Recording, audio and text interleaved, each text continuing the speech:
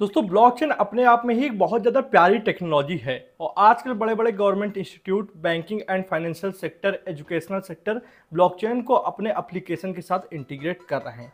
क्योंकि ब्लॉकचेन का इस्तेमाल करने से जो भी आपका इकोसिस्टम है एप्लीकेशन का, उसमें सिक्योरिटी, ऑथेंटिसिटी और ट्रांसपेरेंसी बहुत अच्छे लेवल पे आ जाती है। बट ब्लॉकचेन को समझना थोड़ा सा मुश्किल हो जाता है कई बार, क्योंकि मैंने आज के समय में देखा है कि जितने भी ब्लॉकचेन डेवलपर बनने के रोड मैप हैं यूट्यूब पे, वो सभी इंग्लिश पे हैं और जो हिंदी में है उनमें भी बहुत कम बताया गया, उतना इन डेप्थ में जाके बताया नहीं गया कि एग्जैक्टली आपको किन किन टेक्नोलॉजीज के बारे में पढ़ना पड़ेगा, कितना पढ़ना पड़ेगा। तो आज के दिन हम लोग बात करने वाले हैं कि अगर आपको ब्लॉकचेन डेवलपर बनना है तो आपको क्या क्या पढ़ना पड़ेगा। ध्यान रखिए, ये कोई ओनली ऐसा रोड मैप नहीं है कि यूट्यूब पे आप गए देख लिया। ये बहुत ही उम्दा रोड मैप होने वाला है जहाँ पे मैं इन डेप्थ में जाके आपको बताऊंगा। बट शर्त एक है कि आपको सही में कुछ सीखना हो तभी ये वीडियो देखिएगा, नहीं तो आप बोर हो जाओगे, वीडियो को बीच से काट दोगे, मेरा भी ऑडियंस रिटेंशन बिगड़ेगा। मैं अच्छे से बहुत ही सिंपल भाषा में एक्सप्लेन भी करूंगा कि क्या क्या चीज़ें आपको पढ़नी है, क्यों पढ़नी है, सब कुछ बता दूंगा।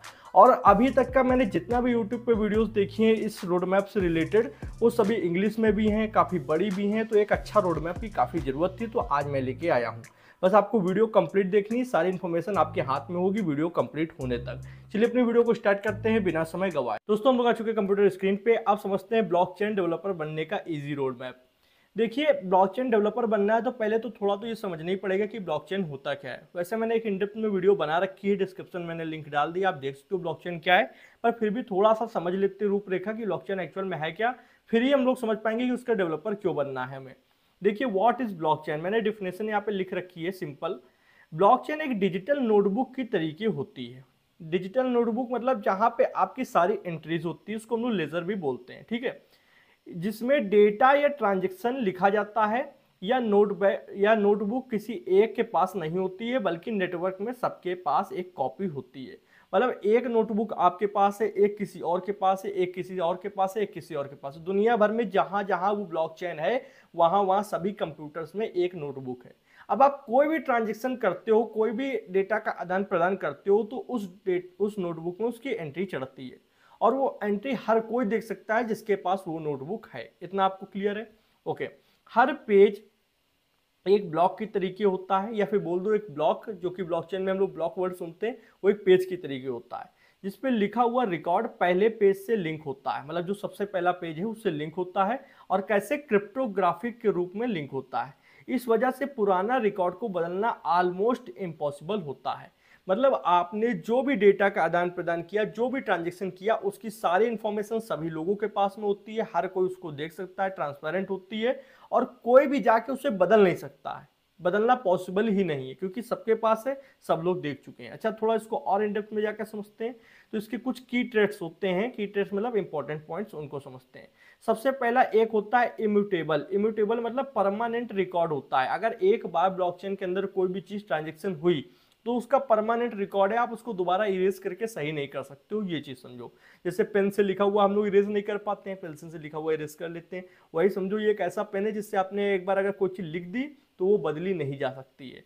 तो एक बार डेटा लिख दिया, उसे बदलना नहीं जा सकता। अगर बदलने की कोशिश हुई तो सबको पता चल जाएगा कि इस डेटा में छेड़छाड़ की गई है, उसकी एक की होती, बैस की होती है, वो बदल जाती है, ठीक है। अब एक्चुअल में होता क्या है, इससे ट्रांसपेरेंसी बढ़ जाती है। ट्रांसपेरेंट मतलब सबको दिखाई देता है, सभी पार्टिसिपेंट्स के पास एक ही वर्जन होता है जो वेरीफाई किया जा सकता है कि इसमें कुछ चेंजमेंट हुआ है।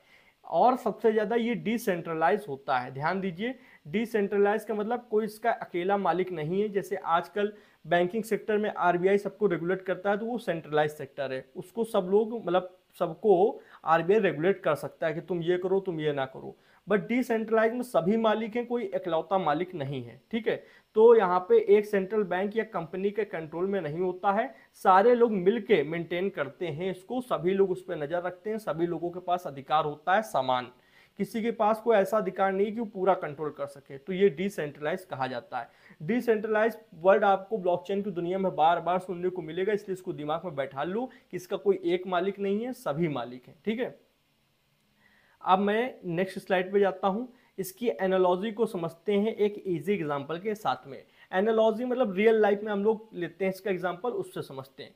सोचो तुम्हारे दोस्त के साथ एक व्हाट्सएप ग्रुप में खर्चे का हिसाब किताब चल रहा है। मान लो आप 2-3 दोस्त हो, एक व्हाट्सएप ग्रुप बनाए हुए हो और आपने ये तय किया कि हम लोग जो भी लेन देन करेंगे उसको व्हाट्सएप ग्रुप में डाल देंगे कि मैंने 500 रुपए खर्च किए, मैंने इतना रुपए खर्च किया इस चीज में, ठीक है। हर बार कोई भी पैसा खर्च होता है तो वो ग्रुप में लिख दिया जाता है, सबके पास उस चैट का रिकॉर्ड भी है क्योंकि सभी लोग ग्रुप में जुड़े हुए हैं तो वो देख सकते हैं। अगर कोई अपनी मर्जी से सोच ले कि पुराने मैसेज को बदल देते हैं, भाई उसका पैसा खर्च हो गया तो सोचता है कि मैं कह दूं 500 की जगह 100 रुपए मैंने खर्च किए थे।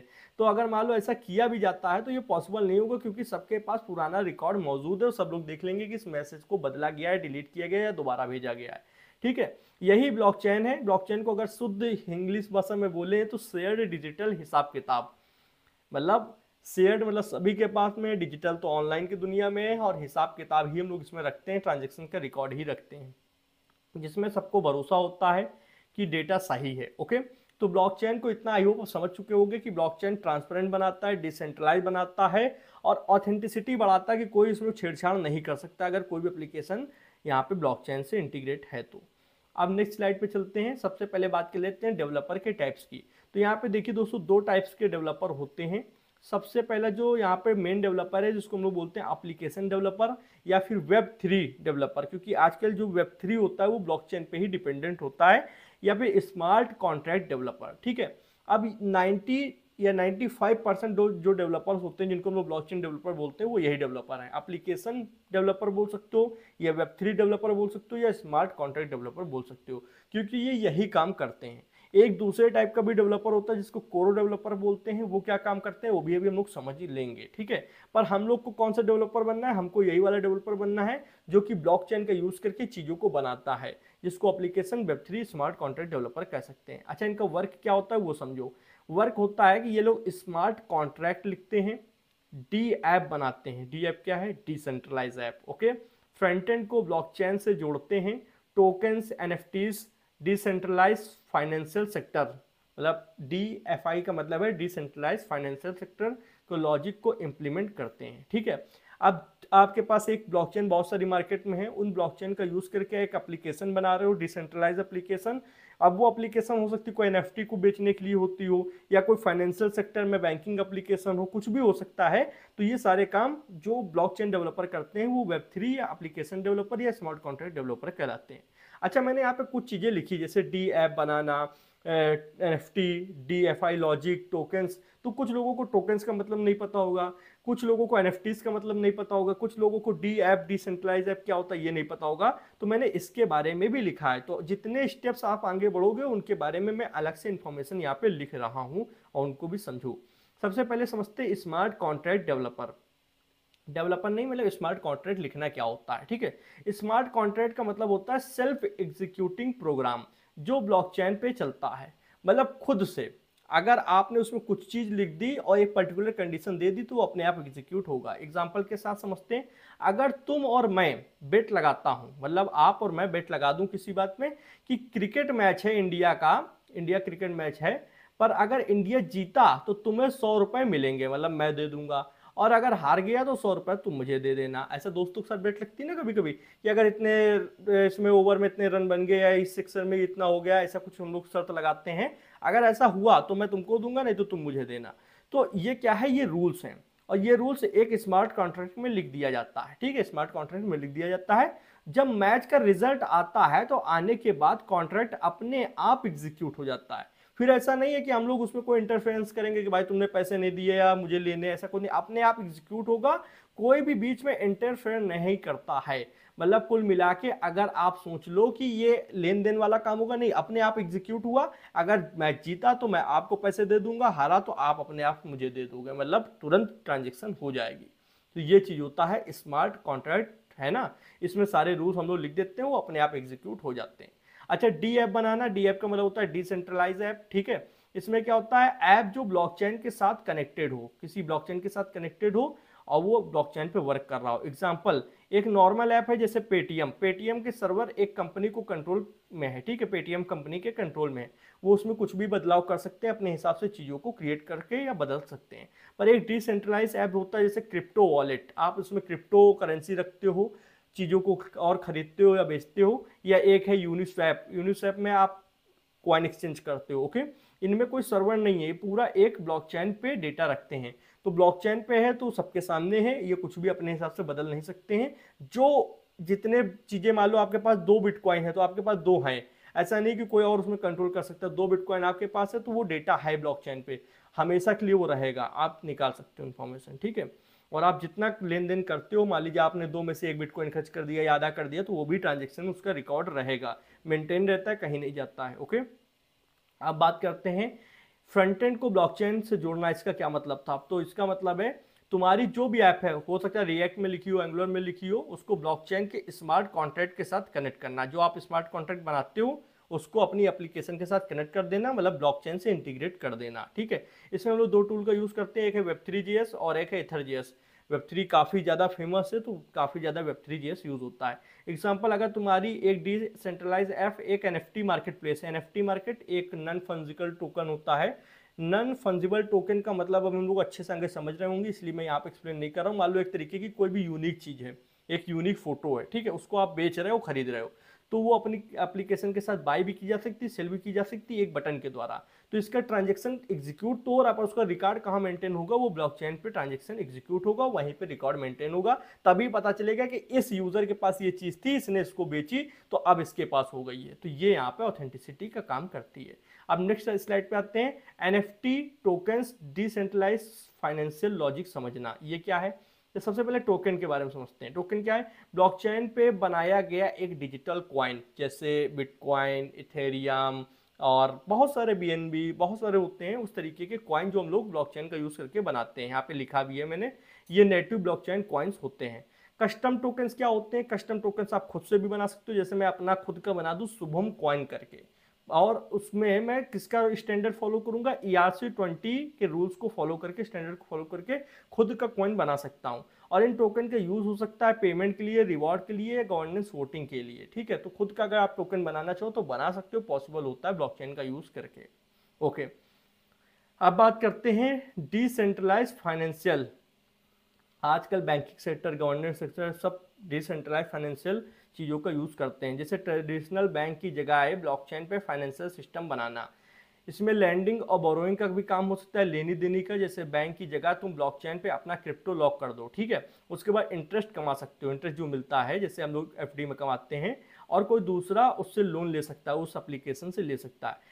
DEX डिसेंट्रलाइज एक्सचेंज भी आप बना सकते हो, जैसे यूनिस्वैप होता है, जहां आप बिना बिचौले के तुम कॉइन्स को एक्सचेंज कर सकते हो। मतलब आपके पास एक कॉइन है, दूसरा कॉइन खरीदना चाहते हो तो लेन देन कर सकते हो, कॉइन अदला बदली कर सकते हो। ये सब लॉजिक स्मार्ट कॉन्ट्रैक्ट पे ही लिखा जाता है, ध्यान दीजिएगा। ओके, उसके बाद आता है, अब हम लोग देखो एक चीज समझ चुके हैं कि यहाँ पे 2 टाइप्स के, पहले तो हम लोगों ने समझा व्हाट इज ब्लॉकचेन, ठीक है। तो इतना तो आपको समझ में आ गया कि ब्लॉकचेन क्या होता है। अब एक चीज आपने और समझी यहाँ पे कि 2 टाइप्स के डेवलपर होते हैं, जिसमें से एक तो आपने समझ लिया कि एप्लीकेशन डेवलपर होते हैं, जिनको हम लोग Web3 डेवलपर भी बोलते हैं, ठीक है, या फिर स्मार्ट कॉन्ट्रैक्ट डेवलपर भी बोलते हैं। तो एप्लीकेशन डेवलपर हो गया। एक दूसरा होता है कोर डेवलपर, जिसको अब हम लोग पढ़ने जा रहे हैं, इसको बोलते हैं कोर या प्रोटोकॉल डेवलपर। तो दूसरा कौन होता है, कोर डेवलपर। अच्छा, कोर डेवलपर जैसे नाम से ही पता चल रहा है कि ये कोर चीज़ों पे काम करता होगा।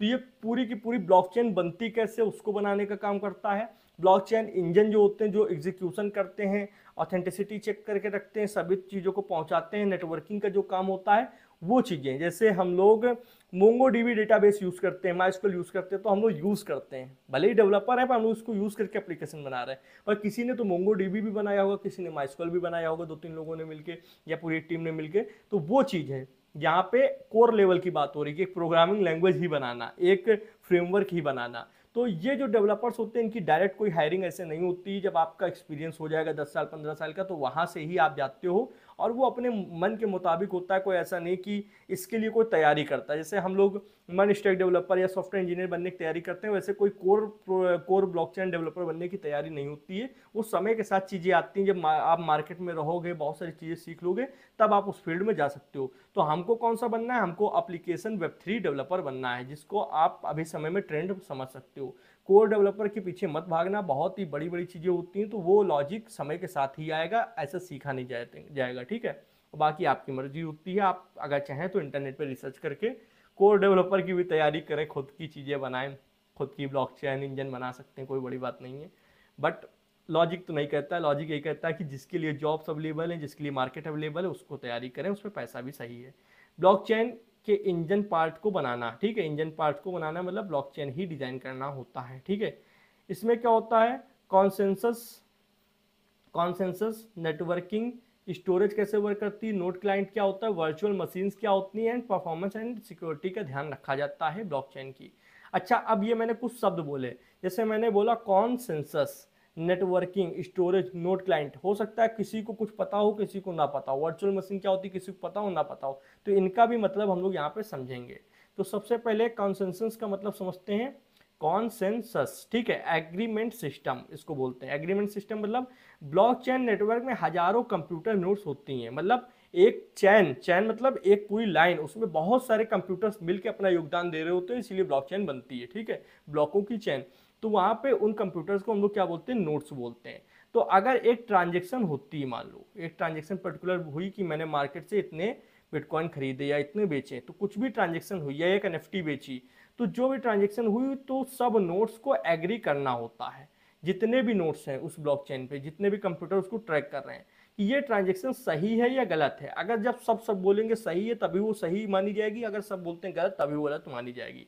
तो इसी एग्रीमेंट प्रोसेस को बोलते हैं कॉन्सेंसस, ठीक है, कॉन्सेंसस कहते हैं। एग्जाम्पल सोचो, तुम्हारे 10 दोस्त हैं और एक खाता बही खाता रखते हैं, तुम लिखते हो कि शुभम ने 500 रुपए भेजे। अब सब दोस्त ये डिसाइड करेंगे, वेरीफाई करेंगे कि सच में 500 रुपए भेजे गए हैं, या सब एग्री हो जाएंगे या सब डिसएग्री हो जाएंगे इस बात पे, और एंट्री जो होगी वो फाइनल हो जाती है कि अगर सबने कहा हाँ भेजे तो हो जाएगा। टाइप्स ऑफ, इसमें प्रूफ ऑफ वर्क होता है बिटकॉइन, प्रूफ ऑफ स्टेक होता है इथेरियम, ठीक है। अब नेक्स्ट स्लाइड पे चलते हैं, कॉन्सेंसस समझ लिया। नेटवर्किंग का क्या रोल है यहाँ पे, कम्युनिकेशन सिस्टम के लिए नेटवर्किंग का यूज किया जाता है। जैसे ब्लॉकचेन एक डिसेंट्रलाइज नेटवर्क है, अब कोई कुछ घर से तो कॉपी ले लेके जाता नहीं कि फलाने ने ये कहा, ये लो कॉपी ऐसे पकड़ाने जाओगे नहीं, या इसको वेरीफाई करो, एक नेटवर्क के थ्रू ही काम हो रहा है, ठीक है। तो ब्लॉकचेन क्या है, एक डिस्ट्रीब्यूटेड नेटवर्क है जो सबके पास है, मतलब है ना, यहाँ पे सभी नोड्स अलग अलग जगह पर बैठे हैं और ट्रांजेक्शन और ब्लॉक्स की खबर एक दूसरे को भेजनी होती है कि क्या क्या ट्रांजेक्शन हुई। एग्जाम्पल, आप एक व्हाट्सएप ग्रुप में कोई भी मैसेज भेजते हो वो सबके पास पहुंच जाता है, उसी तरह ब्लॉकचेन नेटवर्क में नोड का डेटा ब्रॉडकास्ट करता है और सबको एक कॉपी मिल जाती है, मतलब एक जगह पे ब्रॉडकास्ट हुआ और सबके पास वो कॉपी पहुंच गई, ये चीज़ ध्यान रखिएगा, ठीक है। तो ये पूरा नेटवर्किंग का ही माया जाल है, तो नेटवर्किंग आना जरूरी है। ओके, नेटवर्किंग में भी दोस्तों बहुत ही अपर लेवल की चीज़ें होती हैं। नेटवर्किंग में अगर हम लोग थोड़ा सा पीछे हैं, मैंने यहाँ पे कुछ चीज़ें आई थिंक लिखी होंगी, नेटवर्किंग में मैंने यहाँ लिखी नहीं, पर मैं बता दूँ बहुत ज़्यादा अच्छी अच्छी चीज़ें होती हैं जो आपको पढ़नी पड़ेंगी, ठीक है। आप एक बार चैट जीपीटी सर्च कर लीजिएगा। अब बात करते हैं स्टोरेज डेटा। डेटा मैनेजमेंट भी अपने आप में ही बहुत ही इंपॉर्टेंट रोल होता है, क्योंकि हर ट्रांजेक्शन का अपना रिकॉर्ड है और रिकॉर्ड अपना एक डेटा, रिकॉर्ड खुद एक डेटा है, तो उसको मेंटेन भी करना पड़ता है, उसको संभाल के भी रखना पड़ता है। तो हर ट्रांजेक्शन और ब्लॉक, ब्लॉक मतलब ट्रांजेक्शन्स का एक कंटेनर, ठीक है, ब्लॉक को परमानेंटली स्टोर करना पड़ता है। ब्लॉकचेन में डेटा अप एंड डाउनली होता है, मतलब डेटा आ तो सकता है, उस ब्लॉकचेन के अंदर आ गया, पर आप उसमें सोच लो सिर्फ ऐड तो होगा, पर आप चलो डिलीट कर दें, मॉडिफाई कर दें, ये पॉसिबल नहीं है। ऐड हो जाएगा, अप एंड हो जाएगा, पर डिलीट या मॉडिफाई नहीं हो सकता है। कोर डेवलपर इंश्योर करते हैं कि स्टोरेज एफिशिएंट हो, सिक्योर हो, पुराना डेटा भी एक्सेसिबल हो जांच पड़ताल के लिए। एग्जाम्पल, तुम्हारे घर की हिसाब वाली कॉपी कभी मिटाई नहीं जाती, सिर्फ नई एंट्रीज ऐड होती जाती हैं, जिसमें आप हिसाब किताब करते हो तो कुछ डिलीट करने की क्या जरूरत है, नई नई चीज़ें ऐड करते जाते हो, बाकी तो पन्ना फाड़ भी देते हैं हम लोग बाद में कोई बात नहीं है। अब बात करते हैं नोड क्लाइंट्स। नोड क्लाइंट्स क्या होते हैं, सॉफ्टवेयर फॉर ब्लॉकचेन यूजर्स। जितने भी ब्लॉकचेन यूजर्स हैं अपना एक कोई सॉफ्टवेयर ही लेके बैठे होंगे जिसके द्वारा वो ब्लॉकचेन से कम्युनिकेट कर रहे हैं, तो वही चीज़ होती है एक सॉफ्टवेयर जिसे तुम ब्लॉकचेन नेटवर्क में पार्टिसिपेट कर सकते हो। भाई उसके साथ कहीं किसी चीज़ से जुड़ना है तो सॉफ्टवेयर तो लगेगा ना, इंटरनेट चलाना है तो कोई ब्राउजर तो लगेगा ना। इस तरीके से ब्लॉकचेन के लिए आपको भी जो सॉफ्टवेयर लगता है उसे नोड क्लाइंट बोलते हैं। ये सॉफ्टवेयर तुम्हारे कंप्यूटर को ब्लॉकचेन नोड बनाता है, मतलब अगर मैंने उसको इंस्टॉल कर लिया तो ये मेरा कंप्यूटर अब उसमें जुड़ गया है, उस ब्लॉकचेन के साथ जुड़ गया है। इसमें क्या होता है, कुछ एग्जांपल दिए गए, जैसे बिटकॉइन कोर बिटकॉइन के लिए होता है, गो इथेरियम इथेरियम के लिए होता है। ऐसे ही नोड क्लाइंट ट्रांजेक्शन वेरीफाई करते हैं, ब्लॉकचेन स्टोर करता है, ब्लॉक्स स्टोर करते हैं और नेटवर्क में पार्टिसिपेट करते हैं। तो जो तुमने पहले सुना होगा माइनर्स, बिटकॉइन माइनर्स हुआ करते थे, ब्लॉकचेन माइनर्स, वैलिडेटर हुआ करते थे, वो यही काम करते थे, ठीक है। जो बहुत सारे जीपीयू खरीद लेते थे बड़ी तादाद में, तो जीपीयू महंगे हो जाते थे, अभी भी करते हैं वही होते हैं। वर्चुअल मशीन्स, अब वर्चुअल मशीन्स क्या है? ब्लॉकचेन का एग्जीक्यूशन इंजन। ब्लॉकचेन एग्जीक्यूशन आपके कंप्यूटर में, आपके नोड में हो रही, तो कुछ वर्चुअल मशीन तो होगी ना, कुछ तो किसी चीज पे चला रहे होगे ना। कोड भी चलाते हो तो किसी आईडीई पे चलाते हो, या फिर जावास्क्रिप्ट भी चलाते हो तो किसी सर्वर या इंजन पे चलाते हो। तो वैसे ही यहाँ पे ब्लॉकचेन के लिए वर्चुअल मशीन की जरूरत होती है। ये एक मिनी कंप्यूटर इनसाइड ब्लॉकचेन है जो स्मार्ट कॉन्ट्रैक्ट को रन करता है। स्मार्ट कॉन्ट्रैक्ट अब आपको पता है क्या होते हैं, उनको रन करने के लिए आपको एक mini computer insider your blockchain, मतलब आपके ब्लॉकचेन के अंदर एक मिनी कंप्यूटर होता है, वो एक इन्वायरमेंट होता है, ठीक है, उसे ही वर्चुअल मशीन कहते हैं। जैसे इथेरियम का ईवीएम, ईवीएम बहुत फेमस है, इसको बोलते हैं इथेरियम वर्चुअल मशीन, सबसे फेमस यही है। एग्जांपल, तुम अपने मोबाइल ऐप बनाते हो पर वो हर मोबाइल सैमसंग आईफोन पे अलग अलग चलेगा, ध्यान दीजिए। लेकिन अगर एक कॉमन इंजन हो जो सब ऐप्स को रन करे तो इजी हो जाएगा, मतलब एक कॉमन इंजन पे सारे ऐप्स रन हो जाएंगे। ब्लॉकचेन में ईवीएम वही काम करता है, सब स्मार्ट कॉन्ट्रैक्ट्स एक स्टैंडर्ड इन्वायरमेंट में चलते हैं। मतलब अगर इथेरियम का यूज करके कोई भी स्मार्ट कॉन्ट्रैक्ट बनाए तो वो ईवीएम पे चलेगा, एक सिंगल जगह पे वो चलेगा, ठीक है। आप ध्यान देते हैं, देखो ये रोड मैप है, इसको रोड मैप के हिसाब से चलना कि ये चीजें ऐसी होती हैं, ये चीजें ऐसी होती है, ये चीजें सीखनी है। किसी भी रोड मैप को कोर्स ना समझा करो कि इसमें सब चीजें पढ़ा दी जाए कि अब ईवीएम क्या है, तो ईवीएम पे ही 1-1.5 घंटे का लेक्चर बन सकता है अगर सही से समझाया जाए। बट रोड मैप पे सिर्फ आपको दिशा दिखाई जाती है, अब उस दिशा को कैसे वहां तक पहुंचना है उसके लिए चैट जीपीटी है, गूगल है, यूट्यूब है, पर्सप्लेक्सिटी है, जाके डीप रिसर्च मारो, सारी इंफॉर्मेशन मिल जाएगी। बट अगर यहाँ पे एक एक चीजें कोर में जाकर समझाऊंगा तो ये पूरा कोर्स बन जाएगा, फिर इसको रोड मैप कहना गलत होगा। परफॉर्मेंस एंड सिक्योरिटी का भी डेवलपर ध्यान रखते हैं, कौन से डेवलपर? कोर डेवलपर की बात हो रही है, ठीक है। Core developer performance and security का ध्यान रखते हैं, जैसे नेटवर्क फास्ट हो, जल्दी जल्दी ट्रांजेक्शन कंफर्म हो जाए, एक ट्रांजेक्शन हुई तो उसको कंफर्म होने में कुछ तो समय लगता ही, पर वो जल्दी हो जाए, ठीक है। स्केलेबल हो, ज़्यादा लोग आए तो स्लो भी ना हो, सिक्योर हो, हैकर्स एंट्री गलत ना कर सकें आपके एप्लीकेशन के या आपके ट्रांजेक्शन के उसमें, ठीक है। जैसे एक बैंक को अपना सर्वर फास्ट और सिक्योर रखना पड़ता है, वैसे ही ब्लॉकचेन का इंजन सिक्योर और एफिशिएंट बनाना होता है।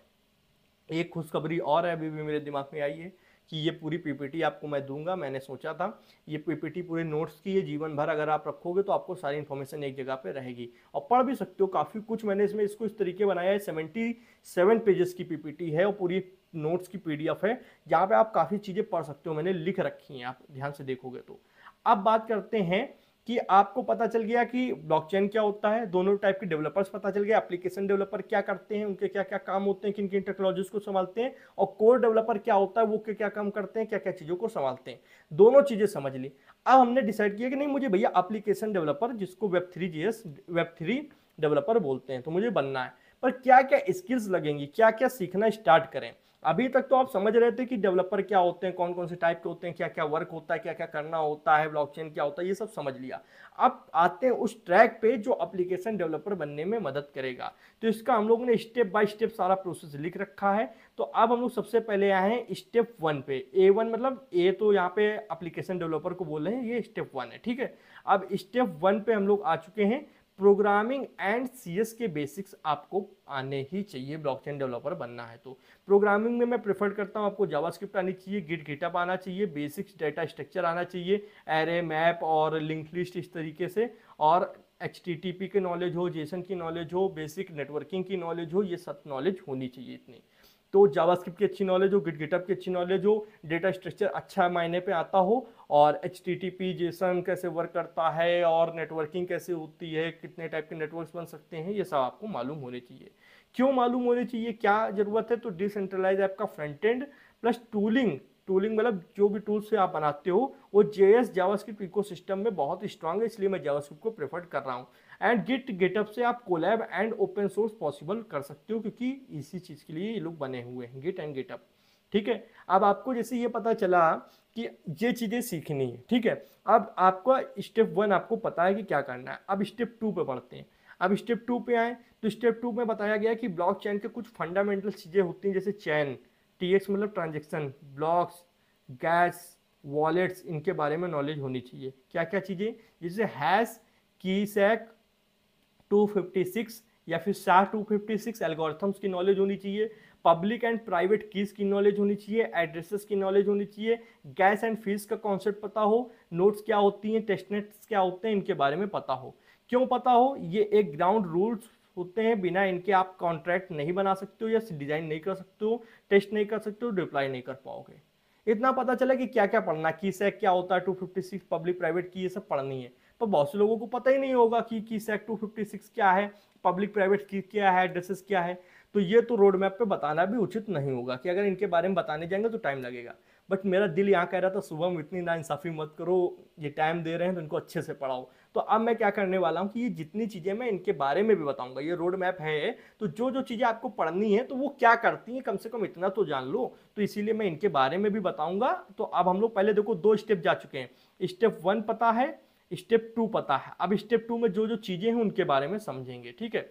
तो यहाँ पे सबसे पहले समझते हैं ट्रांजेक्शन क्या होती हैं। Data assets movement on blockchain, जैसे पैसा भेजना, कॉन्ट्रैक्ट कॉल करना, ये सब क्या कहते हैं ट्रांजेक्शन। आपने बिटकॉइन से कुछ परचेस किया, एथेरियम खरीदा, कुछ किया, कोई भी आदान प्रदान किया, कोई एनएफटी बेची, एनएफटी खरीदी, कोई भी आदान प्रदान किया, कोई भी आपने कहा कि बिटकॉइन का रेट इतना आ जाए तो इतना खरीद लेना, अगर इतना कम हो जाए तो बेच देना, इस तरीके की कोई भी कंडीशन आपने स्मार्ट कॉन्ट्रैक्ट में लिखी और कुछ भी लेनी देनी हुई तो उसको ट्रांजेक्शन ही बोलते हैं। जैसे हर काम ब्लॉकचेन पे ट्रांजेक्शन के थ्रू ही होता है, मतलब आदान या प्रदान, ठीक। ट्रांजेक्शन आपको समझ में आया है, जिसको टीएक्स बोलते हैं।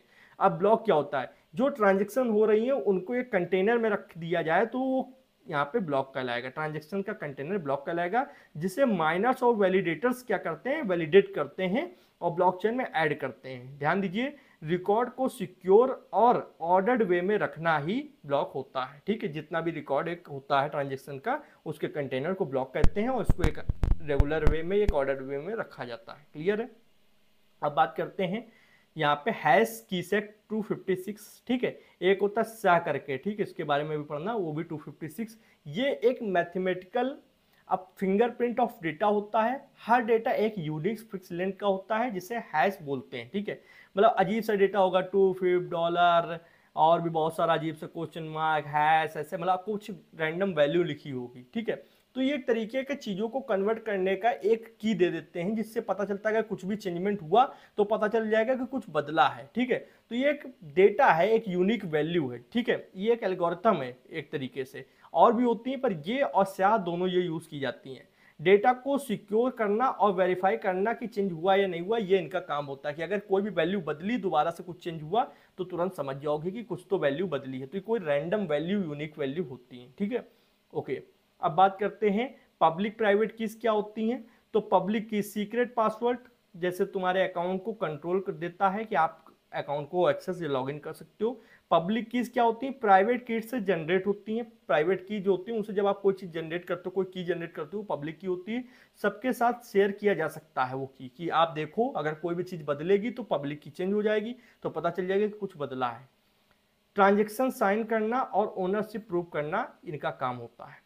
ओके, अब नेक्स्ट चीज पे चलते हैं, एड्रेसेस। और बाकी ध्यान दीजिए, मैं यहाँ पे आपको ओवरव्यू दे रहा हूँ, इंडेक्स में जाना है तो ये कॉन्सेप्ट और अच्छे हैं, इनको और अच्छे से आप पढ़िए जाके, चैट जीपीटी से पूछिए, बहुत बड़े बड़े तरीके से, इजी तरीके से समझा देगा, ठीक है।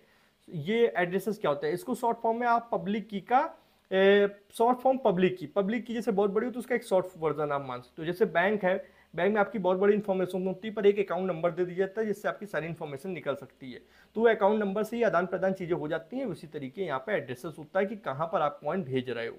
तो जहाँ तुम टोकन्स कॉइन भेजते हो या रिसीव करते हो वो एड्रेस कहलाता है, ठीक है। ओके, अब आते हैं गैस एंड फीस का क्या कॉन्सेप्ट होता है।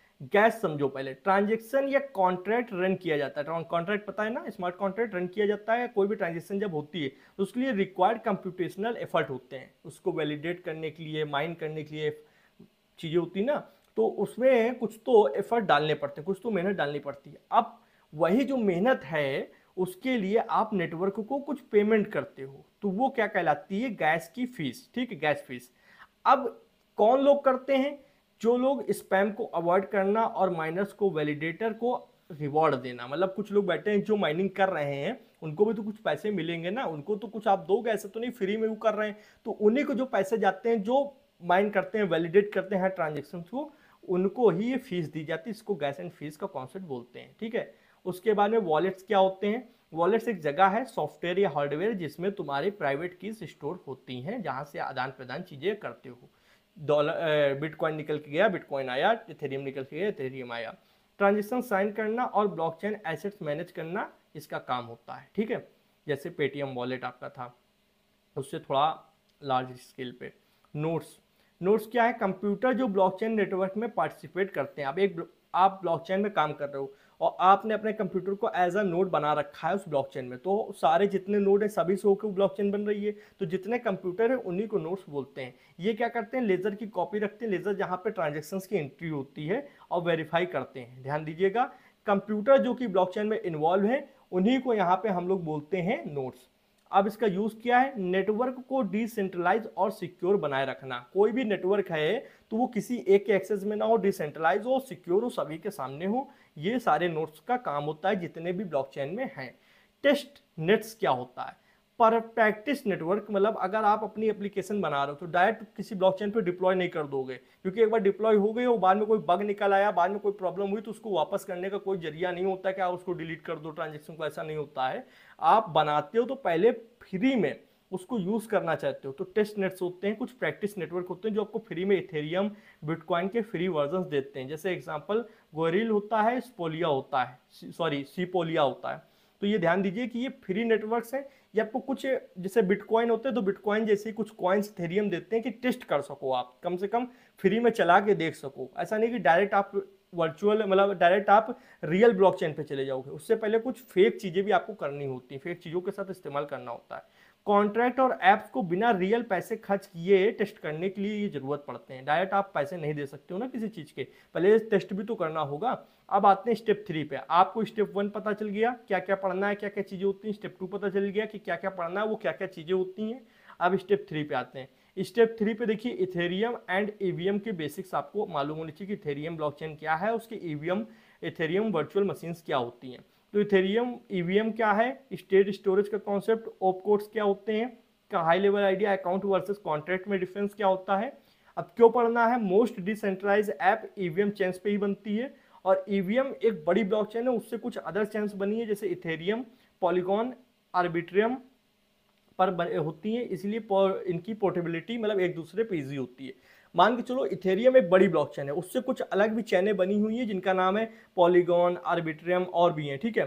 तो अब जैसे ये हैं, तो इनमें अगर आप कोई भी अपनी कॉइन बनाते हो या कोई भी एनएफटी बनाते हो तो वो ईवीएम पे चलेंगे, क्योंकि ईवीएम पूरा एक एक्सेस है सारी चीजों का। इथेरियम से कोई भी चीज बनी हो वो ईवीएम पर रन करेगी, ध्यान दीजिएगा।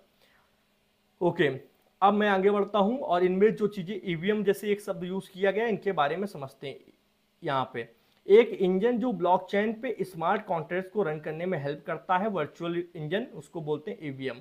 सभी Ethereum based chain, Ethereum based chain मतलब जो इथेरियम से मिलकर बनी हुई है, चाहे पॉलीगॉन हो, आर्बिट्रियम हो, ऑप्टिमिज्म हो, ये जितनी भी चेन है ये ब्लॉकचेन उससे इथेरियम से ही बनी हुई है, ठीक है। तो ये जितनी हैं इनमें से जो भी चीजें आप बनाते हो वो सेम ईवीएम यूज कर सकती हैं, इसीलिए एक कॉन्ट्रैक्ट सब जगह चल जाएगा। आप पॉलीगॉन का कोई उसका यूज करके आपने कोई कॉन्ट्रैक्ट बनाया हो या आर्बिट्रियम का हो, वो सारी ईवीएम पे चलेंगे क्योंकि ये ईवीएम की ही चैनें हैं, ठीक है, ध्यान दीजिएगा। उसके बाद में हम लोग आते हैं स्टेट एंड स्टोरेज के कॉन्सेप्ट पे।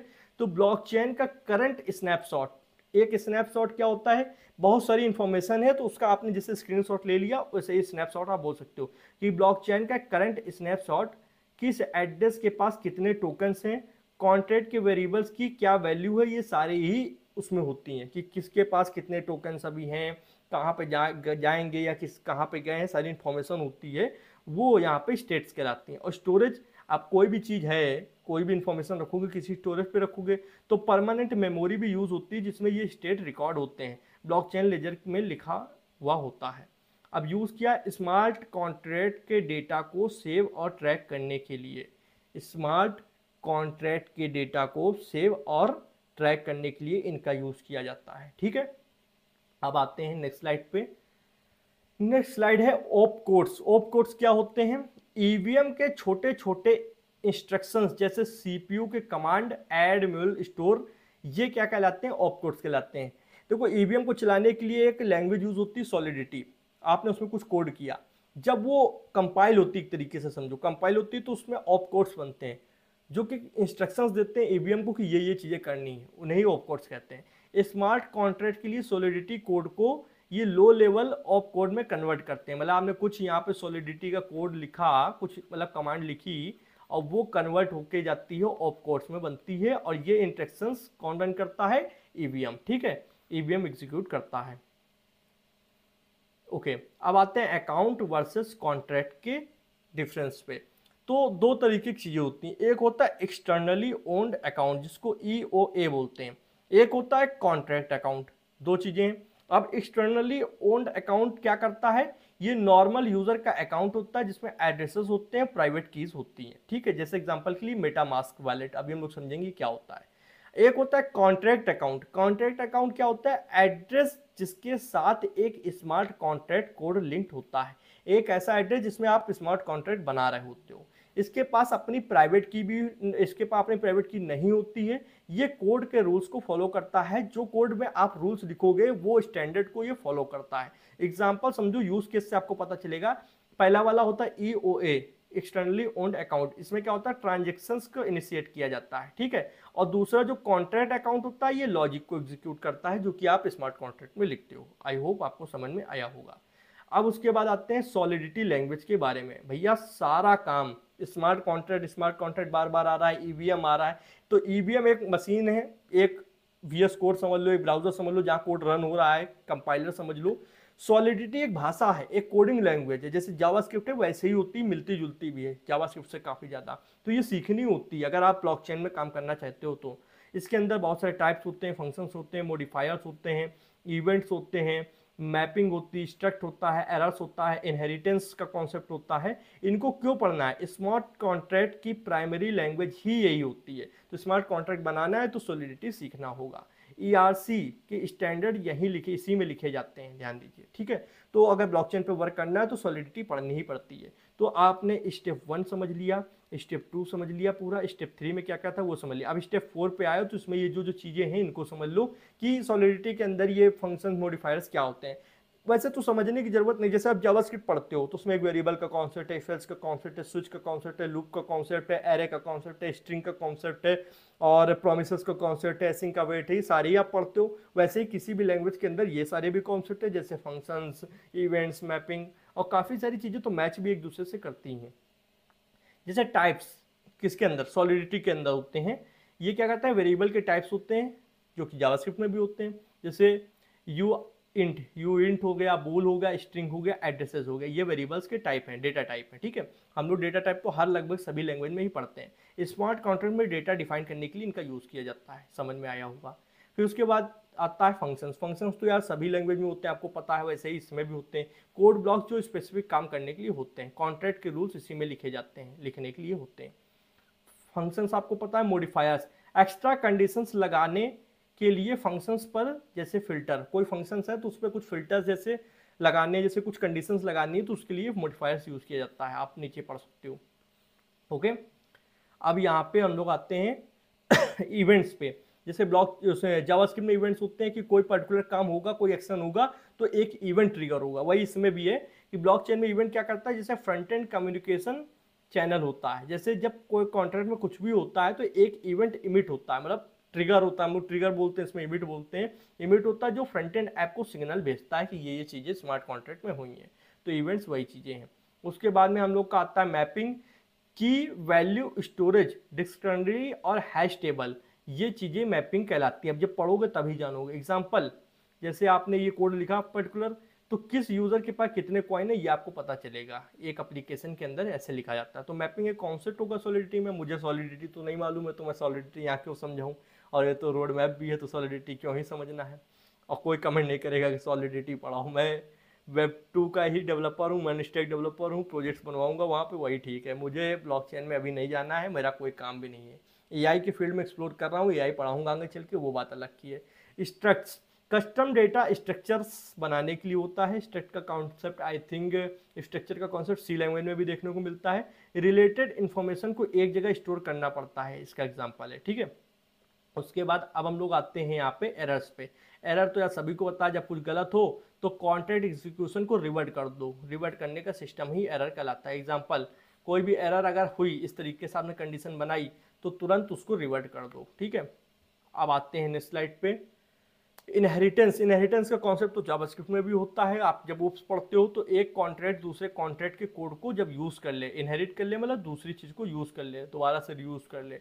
जैसे स्टैंडर्ड कॉन्ट्रैक्ट क्या है, ERC20, ERC721, ये स्टैंडर्ड कॉन्ट्रैक्ट बनाए गए, इन्हीं की बेस पे हम लोग दूसरे कॉन्ट्रैक्ट बनाते हैं। ठीक है, तो इसको क्या करते हैं, एक्सटेंड कर लेते हैं अपने कस्टम लॉजिक बनाने के लिए, मतलब कोई पहले से चीज बनी हुई है तो उससे हम लोग दूसरी चीजों को बना सकते हैं, यूज कर सकते हैं। ये यार सब कॉन्सेप्ट जावास्क्रिप्ट में भी है, ऐसी बात नहीं है। अब आते हैं, देखिए आपने स्टेप 1 समझा, स्टेप 2 समझा, स्टेप 3 समझ लिया, स्टेप 4 भी समझ लिया। अब आप आ गए स्टेप 5 पे। तो स्टेप 5 में क्या है, डेवलपर टूल्स। जब आप ब्लॉकचेन पे काम करो तो डेवलपर्स को कुछ टूल्स की जरूरत होती है किसी भी ब्लॉकचेन पे काम करने के लिए। जैसे जावास्क्रिप्ट में काम करते हो तो आप रिएक्ट जेएस पढ़ते हो, आप कंपाइलर कैसे वर्क करता है ये पढ़ते हो, आप VS कोड के बारे में जानते हो, आप मोंगोडीबी कैसे इंस्टॉल किया जाता है ये जानते हो, तो दुनिया भर की चीजें हैं, नोड जेएस जानते हो क्या होता है, अलग अलग फ्रेमवर्क। वैसे इनमें भी कुछ टूल्स की जरूरत पड़ती है जो एक बिगिनर डेवलपर को प्रो डेवलपर में कन्वर्ट करती हैं। अब कौन कौन से डेवलपर हैं, कौन कौन से टूल्स हैं, remix, hard hat foundry, local chains, wallets, MetaMask जैसे हो गया, लाइब्रेरीज, इथरजेएस, विमजेएस, वेबजेएस, ये सारी चीजें आपको पढ़नी होती हैं। अलग अलग चीजों का अलग अलग काम होता है। क्यों पढ़ना है, एक professional work flow, repeatable test और रिलायबल डिप्लॉयमेंट के लिए सारी चीजें यूज की जाती हैं। अब आपको पता ही नहीं होगा रिमिक्स क्या है, हार्ड हैट फाउंड्री क्या है, लोकल चैन वॉलेट ये क्या है, लाइब्रेरीज क्या है, तो इनके बारे में भी थोड़ा थोड़ा समझते हैं। तो यहाँ पे सबसे पहले आते हैं रिमिक्स। रिमिक्स में सबसे पहले ध्यान दीजिए, हम लोग क्या है, एक तरीके के जैसे VS कोड होता है, हाँ वैसे ऑनलाइन एक और होता है रेप्लिट, उस पर भी आप कोड करते हो। ठीक है, वैसे ही ब्लॉकचेन का भी एक कोड एडिटर होता है, जैसे हम लोग का VS कोड है ना, वैसे ब्लॉकचेन का भी कोड एडिटर है, उसको बोलते हैं IDE। ठीक है, तो ब्राउजर बेस ये IDE होता है, कोडिंग टूल होता है जिसपे आप कोडिंग करते हो ब्लॉकचेन की, जिसमें बिना सेटअप किए, आपको कुछ सेटअप नहीं करना है, आप स्मार्ट कॉन्ट्रैक्ट लिख सकते हो, कंपाइल और डिप्लॉय भी करके देख सकते हो। ये क्विक प्रोटोटाइपिंग और बिगिनर्स के लिए बेस्ट है, पहले ट्राई करने के लिए। मतलब अगर आप बनाने जा रहे हो तो आप डायरेक्ट जा सकते हो ब्राउजर पे और रिमिक्स का यूज कर सकते हो, इस पे आप स्मार्ट कॉन्ट्रैक्ट लिख सकते हो। ठीक है, अब उस पे आते हैं हार्ड हैट और फाउंड्री क्या है। ठीक है, बहुत ही अच्छी चीजें होती हैं, सब आपको पढ़नी चाहिए। ये देखिए प्रोफेशनल फ्रेमवर्क्स हैं, जैसे हम लोग के पास रिएक्ट जेएस है, नेक्स्ट जेएस है, एंगुलर है। ठीक है, तो वैसे रिएक्ट जेएस तो लाइब्रेरी होती है, पर एक तरीके से समझो ये सब चीजें हैं। ठीक है, तो फ्रेमवर्क का यूज करते हैं हम लोग अपनी एप्लीकेशन बनाने के लिए। वैसे ही ब्लॉकचेन के लिए भी फ्रेमवर्क्स हैं जो प्रोजेक्ट बनाने, कंपाइल, टेस्ट और डिप्लॉय करने के लिए यूज होती हैं। मतलब आप कोई प्रोजेक्ट बना रहे हो, कंपाइल कर रहे हो, डिप्लॉय कर रहे हो, इनका आपको काम को ईजी करने के लिए फ्रेमवर्क बनाई गई हैं। हार्ड हैट जो होती है वो जावास्क्रिप्ट और टाइपस्क्रिप्ट इकोसिस्टम के लिए बेस्ट है, हम लोग के जैसे डेवलपर के लिए जो जावास्क्रिप्ट एनवायरनमेंट में रहते हैं, टाइपस्क्रिप्ट एनवायरनमेंट में रहते हैं। और फाउंड्री उनके लिए बेस्ट है जो रस्ट वगैरह, रस्ट बेस्ड या सुपर फास्ट टेस्टिंग के लिए यूज होती हैं, रस्ट वगैरह पढ़ते हैं। इनके साथ तुम अपना end to end decentralise app workflow automate कर सकते हो, बना सकते हो। ठीक है, ये फ्रेमवर्क अच्छी होती हैं। उसके बाद आते हैं लोकल चेन क्या होती है। तो लोकल चेन को इस तरीके से समझो, ब्लॉक चेन का फेक लोकल वर्जन जो तुम्हारे लैपटॉप पर चलता है। मतलब एक तो ओरिजिनल है ब्लॉकचेन, जैसे इथेरियम ब्लॉकचेन है, बहुत फेमस है, तो एक तो वो है, पर उस पर डायरेक्ट तो जाके काम करने नहीं लगोगे। हो सकता है कुछ आपके ऐप में गड़बड़ी हो, तो पहले एक लोकल फेक ब्लॉकचेन चाहिए जो मैं अपने कंप्यूटर पे चला सकूं और उसको यूज कर सकूं। कभी कभी बिना इंटरनेट के भी उसको यूज करना होता है, तो ये फेक ब्लॉकचेन देती है बना के। ठीक है, तुम बिना रियल मनी, कोई असली पैसा खर्च नहीं करते हो, बिना इंटरनेट के अपने कॉन्टेंट को टेस्ट और कर सकते हो, लिख सकते हो। तो लिख लिया, बना लिया, टेस्ट करना है तो ब्लॉकचेन की जरूरत पड़ेगी, तो वो ये लोकल चेन आपको प्रोवाइड कराती है, इसमें कोई पैसा नहीं लगता है। ठीक है, अब आते हैं वॉलेट पे। वॉलेट भी इंपॉर्टेंट है, वॉलेट जैसे मेटामास्क। ठीक है, ये काफी फेमस है, जब आप ब्लॉकचेन पे काम करोगे तो उसका यूज करना पड़ेगा। ब्राउजर एक्सटेंशन एक तरीके की है जो वॉलेट जो तुम्हारे अकाउंट की प्राइवेट कीज को स्टोर करता है। ठीक है, अब आप वॉलेट तो जरूरत पड़ेगी ना, तो जितनी प्राइवेट कीज है वो मेटामास्क पे स्टोर करा सकते हो। कॉन्ट्रैक्ट्स को इंटरैक्ट टेस्ट करना और डिसेंट्रलाइज ऐप से कनेक्ट होने के लिए इसका यूज किया जाता है एक वॉलेट के रूप में। ओके, अब आते हैं लाइब्रेरीज। तो ब्लॉकचेन जब भी यार बनाओगे तो कुछ तो लाइब्रेरीज जरूरत होंगी, तो इथरजेएस, विम, वेब3, ठीक है, ये सारी ही लाइब्रेरीज हैं। जावास्क्रिप्ट, टाइपस्क्रिप्ट लाइब्रेरीज जो फ्रंट एंड को ब्लॉकचेन के बीच एक ब्रिज के काम करती हैं। ब्रिज मतलब एक दूसरे से कनेक्ट करने, ये पॉइंट इसके बीच में जो ये है ये ब्रिज है। ठीक है, करती हैं, ये लाइब्रेरीज वही हैं। तुम्हारी वेबसाइट या डिसेंट्रलाइज ऐप से कनेक्ट कॉन्ट्रैक्ट के फंक्शंस कॉल करना, जैसे by, NFT, button, blockchain transaction, ये सारी चीजें करने का इन्हीं का काम होता है। तो ये आपको ध्यान में रखना होगा। अब नेक्स्ट स्लाइड पे चलते हैं। नेक्स्ट स्लाइड है testing and security basics. Testing और सिक्योरिटी का भी ध्यान रखना है, ये स्टेप 6 है। तो स्टेप 1 अच्छे से समझा क्या क्या पढ़ना है, क्या क्या चीज़ें होती हैं, स्टेप 2 समझा, स्टेप 3 समझा, स्टेप 4 समझ लिया, स्टेप 5 समझ लिया। अब आते हैं स्टेप 6 पे। तो हम लोग एक तो ये समझते हैं क्या क्या पढ़ना है, फिर वो चीज़ों के बारे में भी समझते हैं, इसलिए थोड़ी वीडियो बड़ी हो रही है और उसको मैं अच्छे से समझा रहा हूँ। काफ़ी नोट्स हैं, इसलिए मैंने सोचो खुद भी कितना मेहनत करी होगी इन सब चीज़ों को अच्छे से रिसर्च वेल मेंटेन फिर समझाने में, आप भी समझ सकते हो। टेस्टिंग एंड सिक्योरिटी बेसिक्स का क्या मतलब होता है? आप जब कोई एप्लीकेशन बनाइए तो डायरेक्ट तो कहीं डालते नहीं हो, चाहे आप कोई नॉर्मल वेब 2 की बनाओ चाहे वेब 3 की बनाओ, कुछ टेस्टिंग भी करते हो ना। तो वो टेस्टिंग यूनिट टेस्ट के लिए जो एप्लीकेशन यूज होती हैं, hard hat foundry, first property test, common vulnerabilities जैसे reentrancy, access control, front running, integer issues, ये सारे ही प्रॉब्लम्स क्रिएट हो सकते हैं। तो इन सबकी टेस्टिंग पहले करनी होती है, जो कि डिप्लॉयड कोड इम्यूटेबल होता है। अगर आप एक बार कोड डाल दोगे ब्लॉकचेन पे फिर कुछ नहीं हो सकता है, तो उसमें बग की कॉस्ट बहुत ज़्यादा होती है। अगर कोई भी बग आया तो ये मान के चलो कितना बड़ा फेलियर एप्लीकेशन के साथ हो सकता है, वो कोई ट्रैक नहीं कर सकते हो कि कितना ही बड़ा जा सकता है, छोटा भी हो सकता है बहुत बड़ा भी हो सकता है। तो अगर एक बार ओरिजिनल ब्लॉकचेन पे एप्लीकेशन रन हो गई फिर बग की कोई संभावना नहीं होती, आपको खुद से चीज़ों को करना है, ध्यान दीजिए।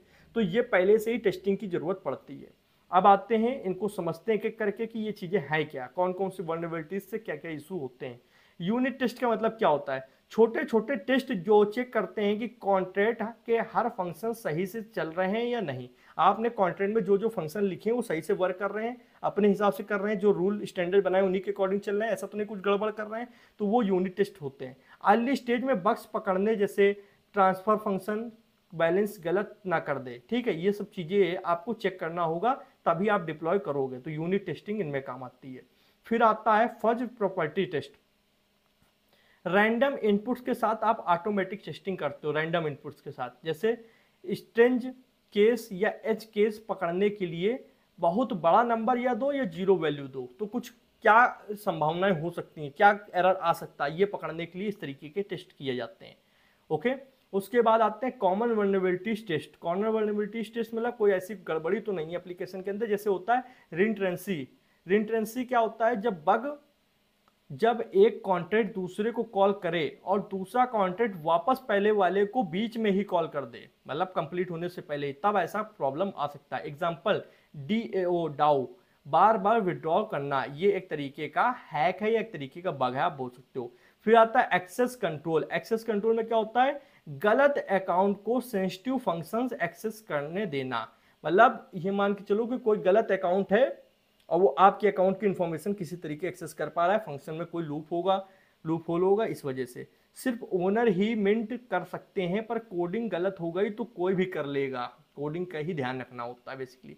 फ्रंट रनिंग एक इशू होता है जब कोई ट्रांजेक्शन मीम पूल में पेंडिंग हो और कोई उससे तेज ट्रांजेक्शन भेजकर फायदा उठा ले।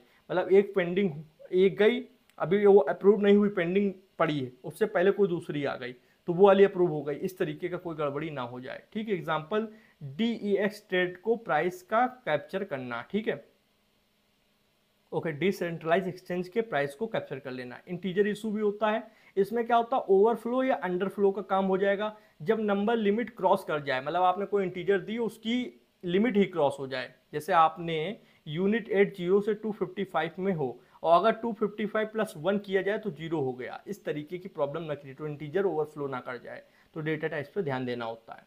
ओके, अब आते हैं 7 पे। तो आपने अभी तक कहाँ से समझे? स्टेप 1 से स्टेप 6 तक का समझा। अब हम लोग स्टेप 7 पे आ गए। इसमें क्या है? टोकन्स के बारे में और NFT स्टैंडर्ड के बारे में आपको पढ़ना होगा। जैसे स्टैंडर्ड होता है ERC20 होता है, ERC721 होता है, ERC100 155 होता है, और कुछ इसमें मेथड होते हैं जैसे ओनेबल, पॉसिबल, एक्सेस कंट्रोल, इनके बारे में पढ़ना होता है। क्यों पढ़ना है? 80% रियल वर्ल्ड की जो डिसेंट्रलाइज ऐप हैं इनकी नीड पड़ती है, जो आप ऊपर लिखे हुए, पेमेंट में, मेंबरशिप में, कलेक्टिवलीज में, ठीक है। अब इनका क्या मतलब है? ERC20 यूज होती है फंजिबल टोकन में, मतलब एक जैसे टोकन जो होते हैं, जैसे कॉइन्स, कोई कॉइन्स आप गेम के कॉइन्स बना रहे हो ब्लॉकचेन का यूज करके, तो स्टैंडर्ड जो फंजिबल टोकन्स हर यूनिट जिसमें सेम होती है, सेम वैल्यू की होती है, उनमें यूज होता है। जैसे पेमेंट के लिए यूटिलिटी टोकन्स के लिए, गवर्नेंस टोकन्स के लिए कुछ गिफ्ट में दिया गया, ठीक है। मतलब कोई भी ऐसे कॉइन्स जो एक जैसे हैं और लेन देन किए जा रहे हैं, उसमें कोई यूनिकनेस नहीं है, ठीक है, सिर्फ लेन देन हो रहा है। जैसे यूएसडीटी कॉइन, यूएसटीसी, डीएआई, या मैंने अपना खुद का अगर बनाया शुभम कॉइन, कस्टम कॉइन, ठीक है, तो ये कॉइन्स बनाने के लिए यूज होता है ये वाला स्टैंडर्ड। और ERC 721 यूज होता है एनएफटीज बनाने के लिए। अब एनएफटीज का कॉन्सेप्ट समझो। एनएफटीज का फुल फॉर्म होता है, एन का मतलब होता है नन, एफ का मतलब होता है फंजिबल, और टी का मतलब होता है टोकन। तो नन फंजिबल मतलब यूनिक, और फंजिबल मतलब नॉन यूनिक। तो नन फंजिबल मतलब यूनिक, और टोकन्स मतलब कुछ ऐसी चीजें। अब जैसे मैंने एक पर्टिकुलर इमेज बनाई, image, virtual image of Mona Lisa painting. Mona Lisa painting जानते हो कितनी कीमती है, पर उसकी एक वर्चुअल बना ली और उसकी भी कीमत मान लो 1 करोड़ रुपए है। पर मैंने उसको शुभम से राहुल को, मतलब मेरा नाम शुभम, मैंने राहुल को बेच दिया। अब राहुल के पास ओरिजिनल वर्चुअल मोनालिसा पेंटिंग है, इसकी क्या प्रूफ है? तो यही प्रूफ ब्लॉकचेन देता है कि हाँ मैंने देखा है, इन्होंने ट्रांजेक्शन किया है, 1 करोड़ रुपए, 1 करोड़ के बिटकॉइन लेन देन करके इन्होंने ये एनएफटी दी है। तो ये नॉन फंजिबल टोकन जब आप बनाते हो तो ERC 721 यूज करते हो, standard for non fungible token, जो कि हर टोकन यूनिक होता है। इसमें कलेक्टिबिलीज, मतलब कलेक्टिबिलीज का मतलब होता है कि कोई पर्टिकुलर इमेज हो गई, कोई पर्टिकुलर आर्ट हो गई, कोई पर्टिकुलर चीज हो गई, डिजिटल आर्ट या गेमिंग एसेट्स ये सब होते हैं, या कोई सर्टिफिकेट हो गया, ठीक है। Example board app, yes club, NFTs इन गेम यूनिक स्वॉर्ड, कोई गेम की स्वॉर्ड खरीद ली, कोई स्किन खरीद ली, कोई लेवल अचीव कर लिया, कुछ इस तरीके का कोई भी चीज मिल जाती है ना जैसे कलेक्ट करने वाली, वो होती हैं, ठीक है, यूनिकनेस वाले, उनमें ये स्टैंडर्ड यूज होता है अगर आप बना रहे हो। ERC 155, सॉरी 1155, ये क्या है 1155, इसमें मल्टी टोकन स्टैंडर्ड होता है। मल्टी टोकन मतलब फंजिबल प्लस नॉन फंजिबल, मतलब दोनों टाइप के ही आप इसमें चला सकते हो। जैसे हाइब्रिड, मतलब हाइब्रिड स्टैंडर्ड मतलब जिसमें फंजिबल भी होगा और नॉन फंजिबल टोकन भी होगा, दोनों ही कॉन्ट्रैक्ट्स में हो सकते हैं। जैसे गेमिंग में आप कॉइन्स भी यूज करते हो, कॉइन्स क्या है, ये फंजिबल है, समान है, कॉइन चाहे जितने हो एक जैसे होते हैं, ठीक है। और यूनिक आइटम जैसे स्किन्स हो गया, मार्केट प्लेस में आप कुछ बेच रहे हो, गन, स्वॉर्ड, ये सब फंजिबल, नॉन फंजिबल हो गया, मतलब यूनिक चीजें हो गई, ठीक है। एग्जांपल, एक गेम में गोल्ड कॉइन्स जो कि फंजिबल हैं और यूनिक वेपन जो कि नॉन फंजिबल हैं, ठीक है, दोनों ही ERC 1155 कॉन्ट्रैक्ट में है, बन सकते हैं। अब आते हैं नेक्स्ट स्लाइड पे। अब है helper contract add ons. Helper contract आप एड ऑन कर सकते हो अपने कॉन्ट्रैक्ट में, जैसे ओनेबल। ओनेबल का मतलब क्या है, सिर्फ एक ओनर स्पेशल फंक्शन कॉल कर सकता है, दूसरा नहीं कर पाएगा, एडमिन लेवल बनाने के लिए। पॉसिबल क्या होता है, पॉसिबल इमरजेंसी में कॉन्ट्रैक्ट को टेम्पररी स्टॉप कर देना या हैक होने पर ट्रांजेक्शन स्टॉप कर देना। एक्सेस कंट्रोल वाला आप डाल सकते हो सिस्टम। मल्टीपल रोल्स असाइन करना, जैसे एडमिन्स और मिंटर, बर्नर, इस तरीके से आप बना सकते हो, जो कि कॉम्प्लेक्स प्रोजेक्ट में जहां अलग अलग परमिशन चाहिए होती है। ये बहुत ही एडवांस लेवल हो जाएगा, वहां पे आपको ये सब चीजें समझ में आएंगी, अभी इनको पढ़ने की जरूरत नहीं, मैंने बता दिया है। अब आप स्टेप 8 पे आ गए, ठीक है, स्टेप 1 से 7 तक का आप समझ चुके हो, अब आप स्टेप 8 पे आए हो। स्टेप 8 में आपको ओरेकल्स, इंडेक्सिंग्स एंड L2S के बारे में समझना होगा। ओरेकल्स का एग्जाम्पल दिया गया चेन लिंक, फिर द ग्राफ, फिर L2S का ये सब एग्जांपल दिए गए जो मैंने अभी बताया। ये चैन होती हैं जो कि इथेरियम पे बनी हुई हैं, और ब्रिजेस के बेसिक्स के बारे में समझना होगा। अच्छा, क्यों समझना है? Off chain data, cheap and fast transactions, analytics, सब प्रोडक्शन एप्स के लिए जरूरत होती है। क्या क्या है ये, इनके बारे में समझो, एक एक करके समझाता हूँ। ओरेकल्स के एग्जाम्पल जैसे चेन लिंक के मैंने बात करी, उनके बारे में समझो। ये एक मिडलवेयर जो ब्लॉक चेन को बाहर की दुनिया, मतलब ऑफ चेन डेटा से कनेक्ट करता है। ध्यान दीजिएगा, जैसे आपने वेदर के अकॉर्डिंग कोई ट्रांजेक्शन करनी चाहिए कि अगर कल धूप निकली तो पैसा जाएगा, और धूप नहीं निकली पैसा नहीं जाएगा, ट्रांजेक्शन होगी या नहीं होगी। या क्रिकेट के अकॉर्डिंग कि छक्का पड़ेगा तो ये ट्रांजेक्शन हो जाए, छक्का नहीं पड़ेगा तो ट्रांजेक्शन ना हो इस पर्टिकुलर ओवर में। इस तरीके का जब डेटा के अकॉर्डिंग कोई चीज़ करनी होती है तो उसको बाहरी दुनिया से भी कनेक्ट करना है, बाहरी डेटा से भी कनेक्ट करना है, उसमें ये यूज़ होता है। जैसे price feeds, Ethereum, USD, weather data, sports result के अकॉर्डिंग जो ब्लॉकचेन खुद नहीं कर सकता है। एग्जाम्पल, इंश्योरेंस स्मार्ट कॉन्ट्रैक्ट, अगर रेन हुई तो पैसा रिलीज करो, नहीं हुई तो ना करो। वेदर API से डेटा ओरेकल लेता है, ठीक है। उसके बाद में इंडेक्सिंग्स एंड द ग्राफ एंड सब ग्राफ्स के बारे में समझना। ब्लॉकचेन का डेटा इजीली सर्चेबल बनाने का सिस्टम। अगर ब्लॉकचेन में बहुत सारा डेटा है और उसको आप एक पर्टिकुलर इन्फॉर्मेशन सही से नहीं निकाल पा रहे हो इजीली, तो प्रॉब्लम की बात है। तो वहाँ पे हम लोग इसका यूज़ करते हैं। अगर तुम्हें पता करना है कि एक NFT कितनी बार बेचा गया है तो द ग्राफ यूज़ होता है उसमें। एग्जाम्पल, तुम्हारे ऐप का backend blockchain data fast query कर सकता है without scanning the whole chain. पूरी कंप्लीट चेन को स्कैन नहीं करना है, पर्टिकुलर क्वेरी के अकॉर्डिंग हमने डेटा स्कैन कर लिया, वहाँ पे इंडेक्सेस का यूज़ होता है। ठीक है, अब नेक्स्ट स्लाइड पे जाते हैं। नेक्स्ट स्लाइड है लेयर 2S, जिसमें पॉलीगन, आर्बिट्रम और ऑप्टिमिज्म, जिसके बारे में हम लोग बात करी, इथेरियम पे बनी हुई ये चेनें हैं। क्या है, इथेरियम के ऊपर बनाई गई फास्टर एंड चीपर ब्लॉकचेन्स हैं। आप डायरेक्ट इथेरियम यूज करोगे तो काफी महंगा है, ध्यान दीजिए, पर आप इन पे चीजों बना के यूज कर सकते हो, इन पे स्मार्ट कॉन्ट्रैक्ट लिख सकते हो। इसमें क्या होता है, हाई ट्रैफिक हैंडल करना विथ लो फीस देना, और इथेरियम की सिक्योरिटी भी इनहेरिट करना, क्योंकि इथेरियम पे बने तो इथेरियम की सिक्योरिटी भी इनको मिलेगी। जैसे पॉलीगन में एक NFT मिंट करना इथेरियम से सस्ता होता है, इथेरियम महंगा है और ये सस्ते हैं, भले ही उनसे मिलके बने हैं तो इसलिए। ठीक है, अब आते हैं ब्रिजेस के कॉन्सेप्ट पे। ब्रिजेस क्या है, अभी मैंने थोड़ी देर पहले ही बताया था, सिस्टम जो एसेट्स को ब्लॉकचेन से दूसरे पे मूव करने देता है। मतलब सिस्टम, ऐसा सिस्टम जो एक एसेट्स को एक ब्लॉकचेन से दूसरे पे मूव करना देता है। मतलब मैंने इथेरियम बेचा ब्लॉक और बिटकॉइन खरीदा, बिटकॉइन बेचा, इथेरियम खरीदा, इस तरीके से एक एसेट दूसरे में गया, दूसरा इधर आया। तो इस तरीके का जो ब्रिज बन रहा है दो लोगों के बीच में, वो ब्रिजेस का कॉन्सेप्ट है। तुम इथेरियम के टोकन्स को पॉलीगन या आर्बिट्रियम पे भेज सकते हो चीपर ट्रांजेक्शन्स के साथ में। ठीक है, ये यहाँ पे मैंने एग्जांपल भी दिया है, मैं इसको क्लियर करता हूँ। इथेरियम को आपने, क्या हो रहा है, ये एक सेकंड, ये लीजिए, इथेरियम पॉलीगन ब्रिजेस क्या है, समझो तुम्हारे इथेरियम पॉलीगन वर्जन में कन्वर्ट हो जाते हैं। आपने इथेरियम को पॉलीगन ब्रिजेस के थ्रू इथेरियम को पॉलीगन वर्जन में कन्वर्ट कर दिया। बहुत ही एडवांस लेवल चीज़ें अभी सर से ऊपर जाने लगी होंगी, मुझे मालूम है, पर पढ़ लो, बात के लिए काम आ सकता है। स्टेप 9 में क्या है, आपको फ्रंट एंड डिसेंट्रलाइज ऐप का इंटीग्रेशन समझना है कि आपने एक फ्रंट एंड ऐप बनाया है, अब उसको ब्लॉकचेन ऐप में कन्वर्ट करने के लिए ब्लॉकचेन के साथ इंटीग्रेशन करना है, वहाँ पे क्या जरूरत होगा। Mainly react JS, next JS तो आपको आता ही होगा अगर आप एक डेवलपर हैं।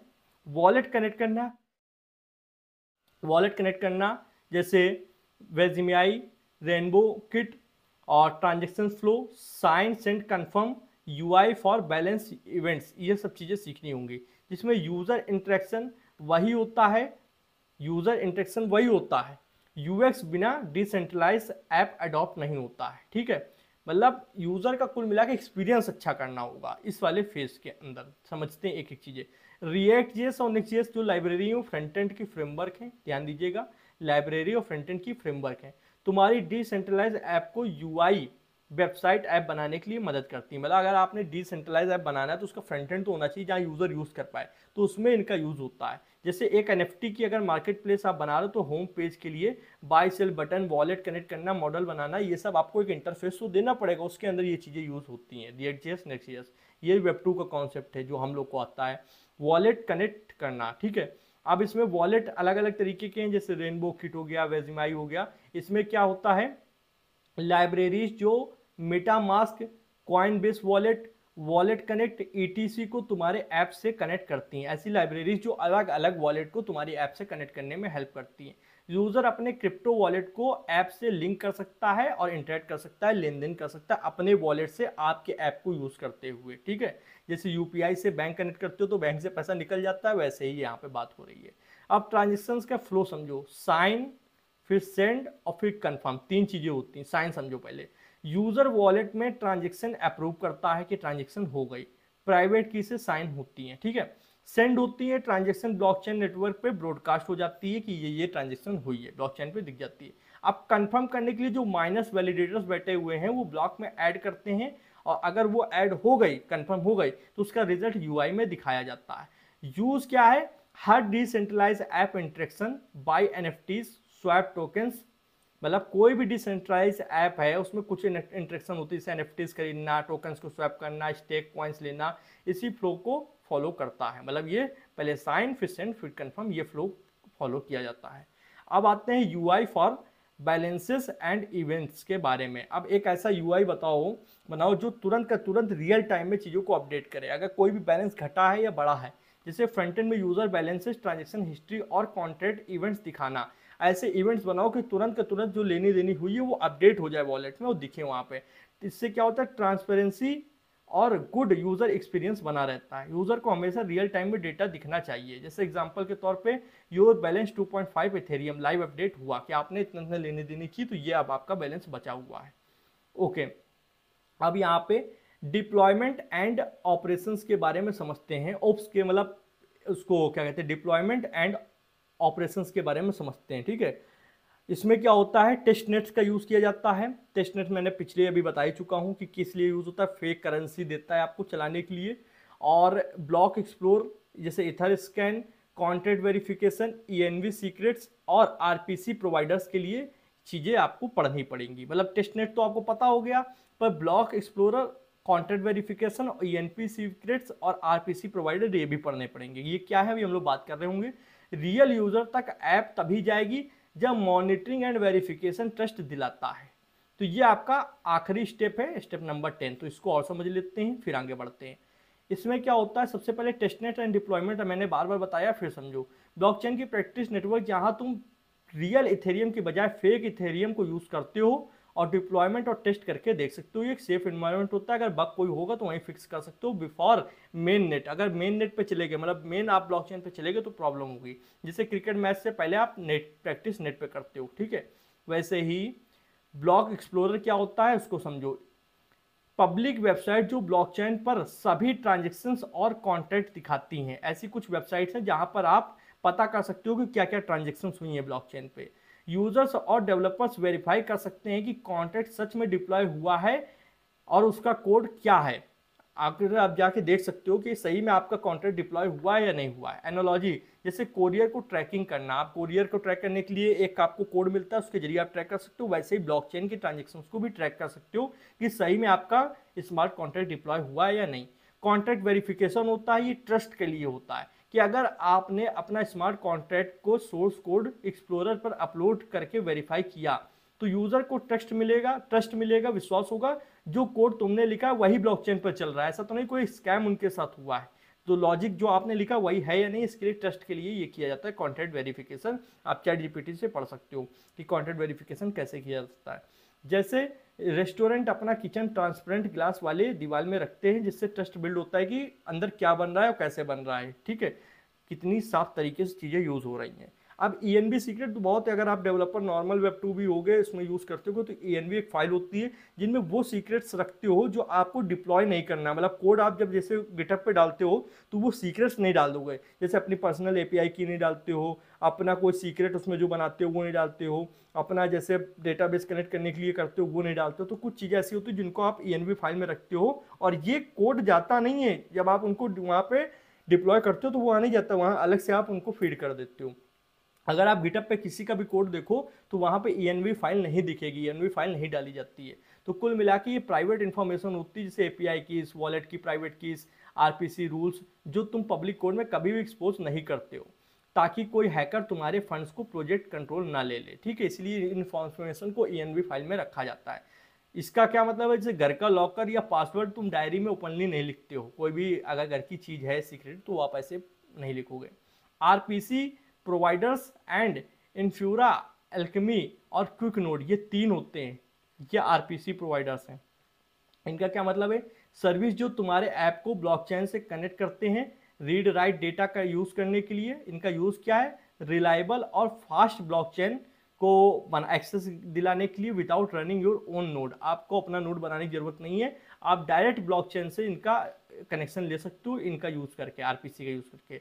जैसे तुम खुद बोरवेल खोदने की बजाय सिटी वाटर सप्लाई से पानी लेते हो, ठीक है, अपना खुद का बोरवेल नहीं खोदने लगते हो जाके, ऐसा बहुत जगह ये होता है। अब लास्ट में आपको सब सीख चुके हो तो एक एप्लीकेशन भी बना के देखनी होगी। क्राउड फंडिंग एक ऐप बना लो, बहुत ही अच्छा प्रोजेक्ट आइडिया है। इसमें क्या है, एक सिंपल डिसेंट्रलाइज ऐप बनाओ जहां अपना प्रोजेक्ट आइडिया लोग डालेंगे कि मेरा ये आइडिया है, मैं ये करना चाहता हूँ, ऐसा कुछ करना चाहता हूँ, और लोगों ने डाला। अगर दूसरे लोगों को पसंद आया तो वो क्या करेंगे, क्रिप्टो में पेमेंट करेंगे अपना अपना कॉइन यूज करके और कुछ कुछ डोनेशन देंगे। और जब फंड पूरा इकट्ठा हो जाएगा, अगर टारगेट अमाउंट पूरा हो जाएगा तो आपको मिल जाएगा, क्रिएटर को पैसा निकाला जा सकता है, मिल जाएगा। और अगर पूरा नहीं हुआ तो उसको वापस कर दिया जाएगा। इसमें क्या क्या चीजें यूज होंगी, प्रोजेक्ट क्रिएशन के लिए क्रिएटर प्रोजेक्ट बनाएगा, जैसे टाइटल, डिस्क्रिप्शन, फंडिंग, गोल, डेडलाइन सेट करेगा। ये सारी चीज़ें फ्रंट एंड में आपको डालनी होगी। Example, solar lights for village. किसी ने कहा कि मैं इतनी सोलर लाइट्स इस गाँव में लगवाना चाहता हूँ, तो गोल कितनी है इस पर्टिकुलर के लिए, और कितने इथेरियम चाहिए, इतने चाहिए, डेडलाइन कितने दिन की, 30 दिन की, ठीक है। अब फंडिंग डोनेशन का बारी आई, तो जब लोग डोनेट करेंगे तो उसके लिए पेमेंट के लिए सिस्टम लगाना होगा।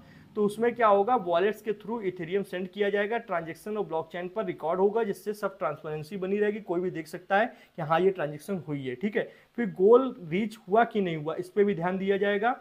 अगर मान लो जैसे गोल और डेडलाइन के अंदर क्रिएटर विड्रॉ कर सकता है, मतलब पर्टिकुलर जैसे डेडलाइन है 30 दिन की, अगर गोल पूरा हो गया तो क्रिएटर ने पैसे निकाल लिए, पर अगर नहीं हुआ तो वो फंडिंग वापस चली जाएगी।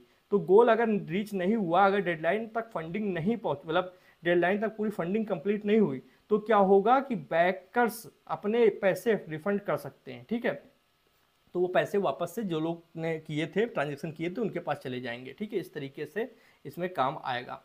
लास्ट एक पॉइंट है कि क्या क्या इंपॉर्टेंट है इसमें ध्यान रखने के लिए। इसमें तुम्हें रियल वर्ल्ड डिसेंट्रलाइज ऐप के फ्लो को समझना होगा, स्मार्ट कॉन्ट्रैक्ट लिखना होगा जिसमें फंड कलेक्ट करना, विड्रॉ करना और रिफंड करना, ये सब पॉलिसीज बनानी होंगी। गैस एंड फीस और ट्रांजेक्शन हैंडल करना होगा, फ्रंट एंड बनाना होगा रिएक्ट या नेट.js का यूज करके, और कनेक्ट करना होगा वेया मेटामास्क अच्छी सर्विस है, आप यूज कर सकते हो। ट्रांसपेरेंसी और ट्रस्ट कैसे बिल्ड होता है इसको भी समझना होगा, इस चीज को इन डेप्थ में जाके, ठीक है। फिर आप डेली लाइफ एनालॉजी के माध्यम से समझ सकते हो। एनालॉजी मतलब रियल लाइफ एग्जांपल। सोचो तुम्हारे स्कूल कॉलोनी में कोई कह रहा है मुझे एक लाइब्रेरी बनानी है, मान लो मैं ही हूँ, मैंने कहा एक लाइब्रेरी बनानी है, टोटल 1 लाख रुपए मुझे चाहिए। तो सब लोग छोटे छोटे कंट्रीब्यूशन दे देते हैं कि भैया इसको चाहिए, दे देते हैं। अगर 1 लाख कलेक्ट हो गया मेरे पास 30 दिन के अंदर, तो मैं वो प्रोजेक्ट पे काम स्टार्ट कर दूंगा, उसको बनाऊंगा। अगर नहीं हुआ तो सबको पैसे वापस मिल जाएंगे। ये है crowd funding decentralise app for blockchain. तो ये एक मैंने लास्ट प्रोजेक्ट भी आपको बता दिया था। समरी इतना समझ लो कि डिसेंट्रलाइज क्राउड फंडिंग ऐप एक मिनी प्रोजेक्ट है जो तुम्हें स्मार्ट कॉन्ट्रैक्ट राइटिंग सिखा देगा, ट्रांजेक्शन सिखा देगा, वॉलेट इंटीग्रेशन, गोल लॉजिक चेकिंग और ट्रस्ट बिल्डिंग, ये सब सिखा देगा। ओके, एक सिंपल यूज केस में। तो ये कंप्लीट रोड मैप था दोस्तों, जहां पे मैंने बहुत ही इंडेप्थ में चला गया हूं। शायद मुझे इतना इंडेप्थ में नहीं भी जाना चाहिए, कुछ लोगों के लिए बहुत ही इंपॉर्टेंट हो सकता है, कुछ लोग को कम इंपॉर्टेंट हो सकता है, पर आप अपनी काम की इंफॉर्मेशन इससे निकाल सकते हो। अगर इतना सब कुछ पढ़ लिया तो समझ लो आप एक एक्सपीरियंस एडवांस डेवलपर बन जाओगे, जो कि एक एप्लीकेशन डेवलपर या वेब3 के अंदर काम करने वाला डेवलपर होगा। ये काफ़ी बड़ी वीडियो थी पर हिंदी में थी और सुलझी हुई वीडियो थी, स्टेप बाय स्टेप आपको पता है, जिसमें आपको ये नोट्स भी आपको मिल जाएंगे डिस्क्रिप्शन में। अभी तक के यूट्यूब पे जितनी भी वीडियोस है, बड़ी बड़ी वीडियोस, अच्छी अच्छी पढ़ी इन्फॉर्मेशन तो दी गई, पर प्योर इंग्लिश में है।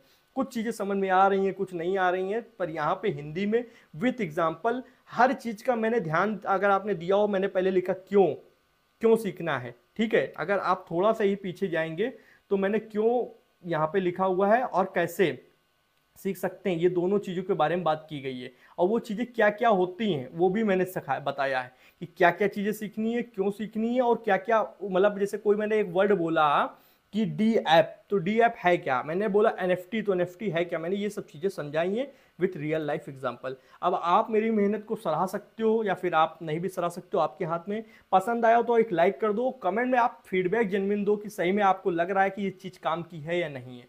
अगर बोलोगे तो अगली बार से इतना इंडेप्थ में जाके नहीं बनाएंगे, नहीं पढ़ाया करेंगे इतना इंडेप्थ में, ऊपर ऊपर चीज़ें अगर आपको पसंद है तो ऊपर ऊपर कर सकते हैं। और चैनल पर नहीं तो चैनल को सब्सक्राइब कर लो, बेल आइकन को प्रेस कर लो, जिससे आने वाले interesting coding videos and courses notification आप लोग को मिलती रहेगी। जनाब आज वीडियो में इतना ही था। थैंक्स फॉर फ्रेंड्स, जय हिंद, जय भारत।